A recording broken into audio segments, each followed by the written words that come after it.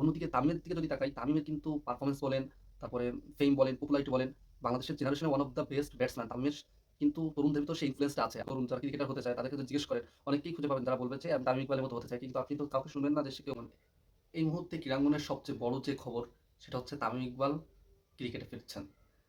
হ্যাঁ, তিনি ক্রিকেটেই ফিরছেন, তবে ক্রিকেটার হিসেবে নয় বরং কমেন্টেটর হয়ে। এখন এই বিষয়টা অনেকের কাছে অনেক কিছু যেমন, আবার অনেকের কাছে তেমন কিছুই না। তবে ক্রিকেট বোদ্ধারা এটা বিশ্বাস করেন যে কমেন্ট্রি হচ্ছে খেলাধুলার প্রাণ। যদি সেটাই না হতো তাহলে আমরা যখন ইউরোপীয় কিংবা ল্যাটিন, পর্তুগিজ, ফ্রেঞ্চ ফুটবল দেখি তখন তাদের যে কমেন্ট্রিগুলো হয় আরবিতে, ল্যাটিন ভাষায়, ফ্রেঞ্চ ভাষায়, পর্তুগিজ ভাষায়, তখন কিন্তু আমরা সেটা সাউন্ড অফ করে দিয়ে সাইলেন্ট মোডে দেখি না। আমরা কিন্তু সেটাও কিন্তু আপনার সাউন্ড অন করে দেখতেই পছন্দ করি। বরং সাউন্ড যদি না থাকে সেক্ষেত্রে কিন্তু আমরা আরও বোরিং ফিল করি। এটাই প্রমাণ করে যে কমেন্ট্রি খেলাধুলা নামক যে এন্টারটেইনমেন্ট তার অবিচ্ছেদ্য অংশ। এখন কথা হচ্ছে আমাদের দেশে ইন্টারন্যাশনাল স্ট্যান্ডার্ডের কমেন্টেটর খুঁজে পাওয়া এক আতহার আলী খান ছাড়া খুবই কঠিন, নেই বললেই চলে।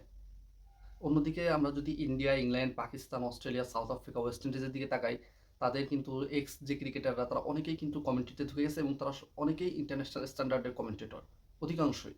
অন্যদিকে আমাদের দেশে এক আতহার আলী খান ছাড়া কাউকে খুঁজে পাওয়া যায় না। আতহার আলী খান কমেন্টেটর হয়েছেন অনেক আগে, কিন্তু আতহার আলী খানের ওই ইনফ্লুয়েন্সটা তরুণদের ভিতর নেই যে তারাও কমেন্ট্রিতে আগ্রহ হবে, তারা কমেন্ট্রির দিকে পা বাড়াবে, কমেন্ট্রির দিকে ক্যারিয়ার গড়বে, এই ইনফ্লুয়েন্সটা আতহার আলী খানের নেই।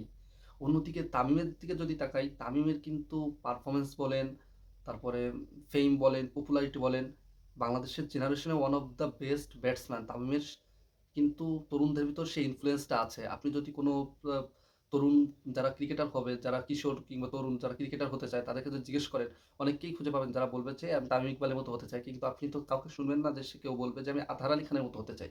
আতহার আলী খানের খেলছে কবে, তার পরিসংখ্যান কি, সেটা বিশ্ব পরিমণ্ডল তো বাদ দিলাম, বাংলাদেশের ক্ষেত্রে এমনকি কোনো ক্রীড়া সাংবাদিকদের কাছেও জিজ্ঞেস করলে আপনি জানতে পারবেন না আতহার আলী খান কবে খেলছে, তার রোল কি ছিল, সে কোন পজিশনে ব্যাট করতো, কিছুই খুঁজে পাবেন না।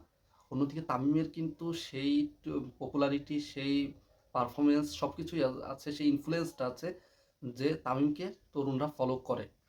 তাছাড়া আমরা করোনার ভিতরেও দেখছি যে তামিম বাংলাদেশের অন্যান্য ক্রিকেটারদের সাথে, তারপরে ইন্ডিয়ার অনেক ক্রিকেটারের সাথে, বহির্বিশ্বের অনেক ক্রিকেটারের সাথে পডকাস্টের মতো করে এই করছে, সেটাও কিন্তু অনেক ফেমাস হয়েছে।